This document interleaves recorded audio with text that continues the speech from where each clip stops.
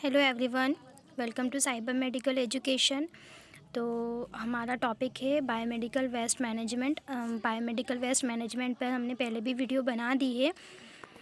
वो थोड़ी लेंथी है, ठीक है। इसमें हम शॉर्ट में आपको समझा देते हैं कि बायोमेडिकल वेस्ट मैनेजमेंट जो सिस्टम है वो क्या होता है। उसके अंदर हम कौन से डस्टबिन में कौन से वेस्ट मटेरियल को स्टोर करके रखते हैं। और बेसिकली जो हमारा बायोमेडिकल मैनेजमेंट सिस्टम है वो जो लास्ट वीडियो थी हमारी बायोमेडिकल वेस्ट मैनेजमेंट सिस्टम की, जिसे हम BMW भी कहते हैं, उसमें हमने इसके डिस्कवरी कब हुई थी उसके बारे में डिस्कस नहीं किया था। तो आज स्पेशल हम इसमें इसकी डिस्कवरी कब की गई है उसके बारे में डिस्कस करने वाले हैं। तो चलिए शुरू करते हैं आज का हमारा topic, biomedical waste management. Biomedical जो वेस्ट मैनेजमेंट सिस्टम होता है उसको हम BMW भी कहते हैं, ठीक है। बायोमेडिकल जो वेस्ट मैनेजमेंट सिस्टम होता है, ये जो बायोमेडिकल वेस्ट मैनेजमेंट सिस्टम है इसकी हैंडलिंग कब की गई, ठीक है। कब इसका मैनेजमेंट हुआ, ठीक है। तो इसका मैनेजमेंट जो है 1998 में इसका मैनेजमेंट आया, यानी कि बायोमेडिकल वेस्ट मैनेजमेंट और उसकी हैंडलिंग का जो रूल है वो 1998 में आया था, ठीक है। नेक्स्ट है हमारा biomedical waste program was firstly developed by ministry of environment and forest, ठीक है। तो बायोमेडिकल वेस्ट प्रोग्राम रूल सबसे पहले ministry of environment and forest के द्वारा डेवलप्ड किया गया था। नेक्स्ट है हमारा hospital waste which generate during the treatment, diagnosis and medical research. Hospital में कोई भी प्रोसेस करते टाइम, जैसे कि लैब में, रेडियोलॉजिकल डिपार्टमेंट में कोई एक्सपेरिमेंट, कोई एग्जामिनेशन कर रहे हैं, या वार्ड में पेशेंट का ट्रीटमेंट कर रहे हैं, या फिर डायग्नोसिस कर रहे हैं, या फिर कोई मेडिकल रिसर्च कर रहे हैं, तो वहाँ पर कोई ना कोई वेस्ट ज़रूर निकलता है, उसे वेस्ट बायोमेडिकल वेस्ट कहते हैं। अब BMW जो है, BMW मीन्स जो हॉस्पिटल में वेस्ट निकलता है वह सॉलिड भी हो सकता है, लिक्विड भी हो सकता है। तो ये जो इसके साथ वेस्ट के कंटेनर भी हो सकते हैं, और ये इंटरमीडिएट प्रोडक्ट, मतलब कि किसी चीज़ के बीच का जो प्रोडक्ट होता है वो ह्यूमन एंड एनिमल जो होते हैं उनको ट्रीट करने के लिए हमें इसका यूज़ करते हैं, है ना। तो biomedical waste BMW means any solid liquid waste, ठीक है। अभी जैसे कि मैं बता रही थी, biomedical waste BMW means any solid liquid waste include its container and any intermediate product which is generate during the diagnosis, treatment और immunization of human being और animal, ठीक है। तो BMW में जो हॉस्पिटल में वेस्ट निकलता है वह सॉलिड भी हो सकता है, वह लिक्विड भी हो सकता है, और वेस्ट के साथ कंटेनर भी हो सकता है। और इंटरमीडिएट प्रोडक्ट का मतलब किसी चीज़ का प्रोडक्ट भी हो सकता है, और ह्यूमन एंड एनिमल के डायग्नोसिस एंड ट्रीटमेंट के टाइम भी वेस्ट को जनरेट कर सकता है। इन सभी वेस्ट को हम अलग अलग डस्टबिन में रखते हैं। अलग अलग डस्टबिन दिए गए हैं आपको कि हमें कौन कौन से डस्टबिन में हमें इसके अंदर जो वेस्ट होते हैं उसको स्टोर करके रखना होता है, ठीक है। तो कौन से डस्टबिन में हम किस मटेरियल को हम स्टोर करके रखेंगे, हम आगे उसके बारे में भी बात करने वाले हैं। अब हम देख लेते हैं type of biomedical waste. Biomedical के कौन कौन से टाइप होते हैं, ठीक है। तो बायोमेडिकल में हमारे केमिकल वेस्ट हो गया, जैसे कि हमारे gases, metallic and liquid gases उसमें प्रेजेंट होती है, तो वो भी हमारे बायोमेडिकल वेस्ट में आती है। इन्फेक्शस वेस्ट यानी कि आपका कॉटन हो गया, ड्रेसिंग हो गया, एंड क्लियरिंग मटेरियल्स जो होते हैं वो भी। उसके बाद पैथोलॉजिकल वेस्ट मटेरियल जो कि ऑलरेडी जो पैथोजेनिक होते हैं, जो डिसीज़ क्वेस करने के लिए कैपेबल होते हैं, लाइक अ ब्लड बायोप्सी के द्वारा कलेक्ट किया गया सैंपल, ठीक है, यानी कि कुल मिला के infected material. Then radiation waste के थ्रू भी हम कर सकते हैं इसमें रेडियोथेरेपी मटेरियल, जैसे कि x ray and other radiological testing.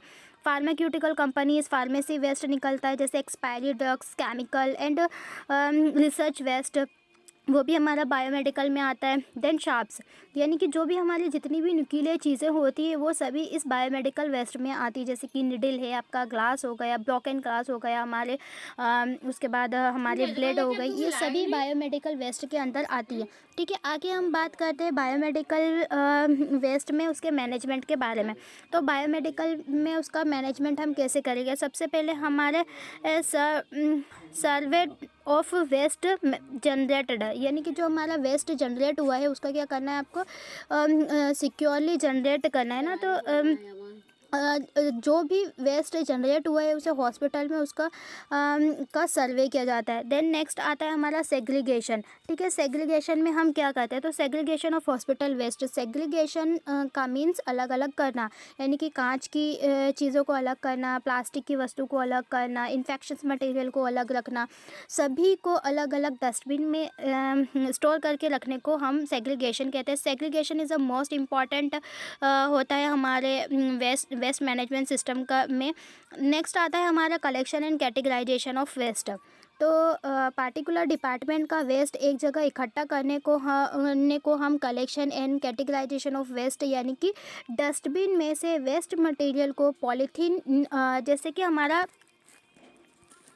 ये डस्टबिन है। ठीक है, इस डस्टबिन के अंदर क्या पहनाते हैं हम, पहले पॉलीथीन और फिर उसके बाद हम इसमें वेस्ट मटेरियल डालते हैं। अभी जो पॉलीथीन है, इस पॉलीथीन को क्या करा हमने, बाहर निकाल लिया। ये पॉलीथीन हमारी बाहर आ चुकी है, इसके अंदर क्या प्रेजेंट है, आपका वेस्ट प्रेजेंट है।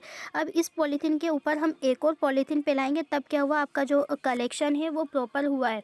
ठीक है, तो इसके ऊपर दूसरी पॉलीथीन को जब तक हम ऐड नहीं करेंगे तब तक आपका कलेक्शन प्रॉपर नहीं होगा। आप एक पॉलीथीन है उस जिसके अंदर वेस्ट प्रेजेंट है, उसके ऊपर हमें दूसरी पॉलीथीन भी उसे पहनानी है, तब जाके हमारा जो कलेक्शन है वो प्रॉपर कंप्लीट होता है। ठीक है, आगे बात करते हैं हम स्टोरेज ऑफ वेस्ट, जिसे नॉट बायोन भी कहते हैं, जो कि हमारे 24 आवर के अंदर होता है। ठीक है, तो क्या कहते हैं हम, हॉस्पिटल के जितने भी डिपार्टमेंट हैं वहाँ से सारा वेस्ट मटेरियल इकट्ठा कर लिया जाता है एक पार्टिकुलर जगह पर, फिर उसे कहते हैं स्टोरेज ऑफ वेस्ट। नेक्स्ट आता है हमारा ट्रांसपोर्टेशन ऑफ वेस्ट। जितना भी आपका वेस्ट मटेरियल है जो अलग अलग डिपार्टमेंट से आपने कलेक्ट करा है, कलेक्ट करने के बाद हम उसे पार्टिकुलर एक जगह पर ट्रांसफ़र करना होता है किसी व्हीकल की हेल्प से। ठीक है, किसी भी वाहन की हेल्प से हमें उसे ट्रांसफ़र करना होता है। नेक्स्ट आता है हमारा ट्रीटमेंट। सेग्रीगेशन के बाद इंपॉर्टेंट जो टर्म होता है वो हमारा ट्रीटमेंट होता है। हम सेग्रीगेशन ही इसीलिए करते हैं ताकि हम उसका ट्रीटमेंट कर सकें। ट्रीटमेंट मतलब कि सेग्रीगेशन में सेग्रीगेशन हमने इसीलिए किया कि हमें उसका सही ट्रीटमेंट हो सके। मीन्स कुछ चीज़ें ऐसी होती है जो रिसाइकेबल होती है, मतलब हम उसे डिसइंफेक्ट करके रीयूज़ कर सकते हैं। तो डिसइंफेक्टेंट करके यानी स्टरलाइल करके हम उसे दोबारा से यूज़ करते हैं। इसलिए ग्लास एंड प्लास्टिक के जो भी मटेरियल होते हैं उनको अलग अलग रखते हैं।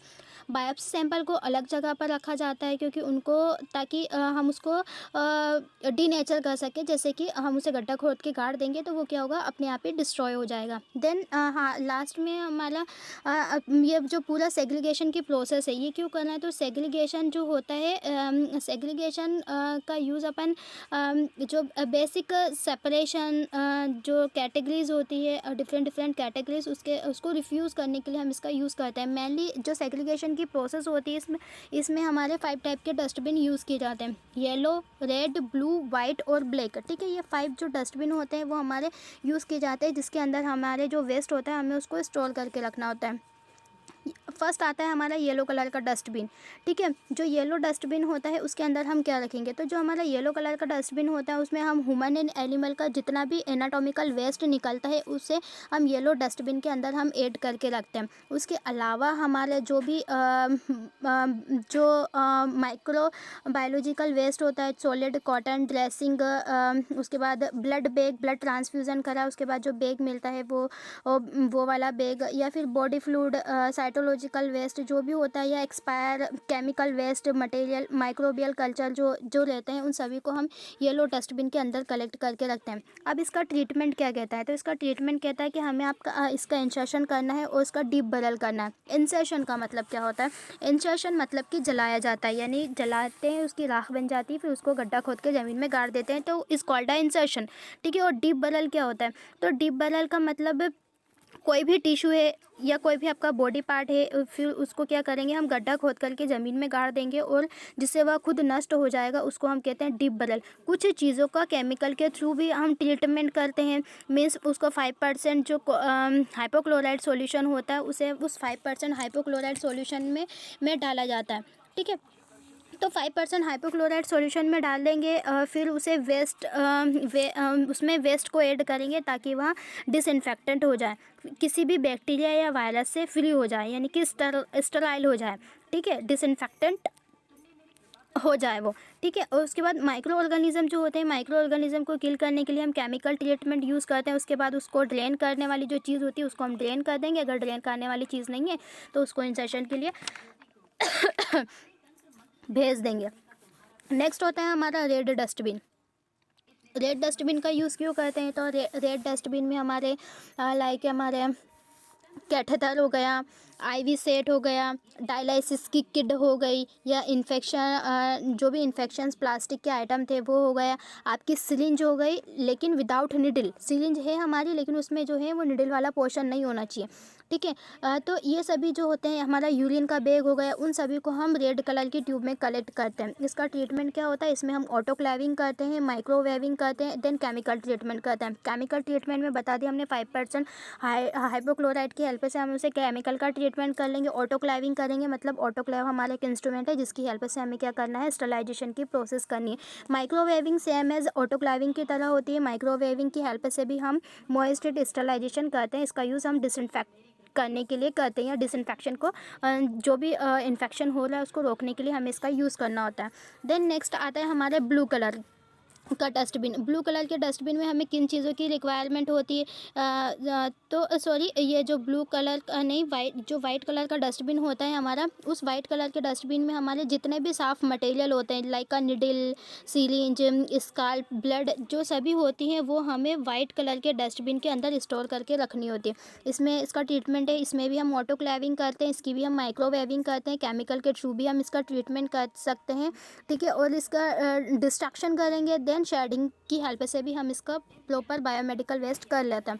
देन लास्ट आता है हमारा ब्लैक डस्टबिन, उसके बाद ब्लू बाकी है। ब्लैक डस्टबिन जो है हमारा, ब्लैक डस्टबिन में क्या रखते हैं, ब्लैक डस्टबिन में हमारे डिस्कार्डेड मेडिसिन हो गया, साइटोटॉक्सिक ड्रग्स हो गया, इंसर्शन हो गया, केमिकल वेस्ट हो गया, फूड आइटम्स जो भी होते हैं हमारे, हमने जो भी फूड आइटम हमने खाए हैं, या फिर हमारा पेपर वेस्ट हो गया, या फिर हमारे ऑफिस पेपर के जो भी वेस्ट निकलते हैं वो सभी को हम ब्लैक डस्टबिन के अंदर स्टोर करके रखते हैं, ठीक है। तो इसमें भी हम इसका डिस्पोजल करना होता है। देन लैंडफिल करना होता है। लैंडफिल मतलब सभी कचरे को सिक्योरली एक जगह पर रखना होता है और फिर उसे इकट्ठा करना होता है, ठीक है। तो एक सेपरेटली देख लेते हैं, हम रिवाइज कर लेते हैं, ठीक है, कि हमें कौन से डस्टबिन में किस चीज़ को रखना है। तो येलो डस्टबिन हमने बताया था कि येलो डस्टबिन जो होता है वो नॉन रिसाइकेबल होता है। येलो डस्टबिन को हम रिसाइकेबल नहीं कर सकते, इसका रीयूज़ नहीं हो सकता। इसमें हम ह्यूमन एनाटॉमिकल जो वेस्ट होते हैं, जितने भी हमारे ह्यूमन एनाटॉमिकल वेस्ट होते हैं उसका यूज़ इसके अंदर करते हैं। लाइक इसमें हमारा टिश्यू, यानी कि हमारे बॉडी का कहीं पर इन्फेक्शन हुआ, वहाँ से हमने छोटा पार्ट कट करके निकाला, उसको हमें क्या करना है, उसको वेस्ट करना है। या हमारी बॉडी में कहीं इन्फेक्शन हुआ तो हमने वहाँ से पार्ट ले लिया, लाइक हमने वहाँ से हमारा स्टमक कलेक्ट कर लिया, वो ख़राब हो गया, तो हमें जो हमारा ऑर्गन होते हैं उसको हम येलो डस्टबिन के अंदर, लाइक हमारा प्लेसेंटा हो गया, या फिर प्लेसेंटा हो गया, या फीटस हो गया, जो अबॉर्शन के थ्रू जो फीटस हो गए वो वाला फीटस, या फिर हमारा बॉडी का कोई सा भी पार्ट होगा उसको हम इस येलो डस्टबिन के अंदर स्टोर करके रखेंगे। देन ड्रेसिंग हो, प्लास्टिक कैसेट्स या फिर कॉटन स्वैप जो होती है उसको भी येलो डस्टबिन में ऐड करते हैं। Then blood bag, blood transfusion के दौरान जो ब्लड बैग यूज़ करते हैं जिसके अंदर ब्लड आपने स्टोर करके रखा है, उस ब्लड बैग को भी हमें इस येलो डस्टबिन के अंदर स्टोर करना है। आपके बॉडी फ्लूइड हैं, उस बॉडी फ्लूइड को भी येलो डस्टबिन में ऐड करना है। देन हमारे जो एक्सपायर मेडिसिन होती है उन सभी को इस येलो डस्टबिन के अंदर हमें स्टोर करके रखना होता है।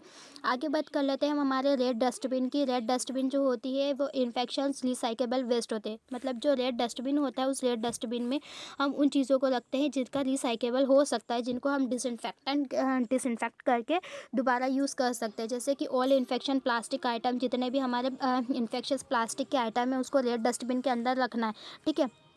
उसके बाद ट्यूब हो गए हमारे, आईवी सेट हो गया, उसको रेड डस्टबिन में रखेंगे। यूरिन के बैग है हमारे, कैथेटर है, उसको रेड डस्टबिन में रखेंगे। डायलिसिस की जो किट है उसको रेड डस्टबिन में स्टोर करते हैं। हमारे ग्लव्स जो हैं उसका यूज़ भी हम रेड डस्टबिन में रखने के लिए करते हैं। आईवी प्लास्टिक बॉटल्स का यूज़ रेड डस्टबिन के लिए करते हैं। देन सिरिंज विदाउट निडल, जो सिरिंज होती है जिसमें निडल प्रेजेंट ना हो, सिर्फ पीछे वाला पोर्शन हो, उसको हम रेड डस्टबिन में स्टोर करके रखेंगे। कुल मिला के जितना भी हमारा प्लास्टिक का आइटम्स होता है उसे हमें रेड डस्टबिन के अंदर स्टोर स्टोर करके रखना होता है, जो कि रिसाइकेबल होता है। आगे बात कर रहे हैं हम हमारे ब्लू डस्टबिन की।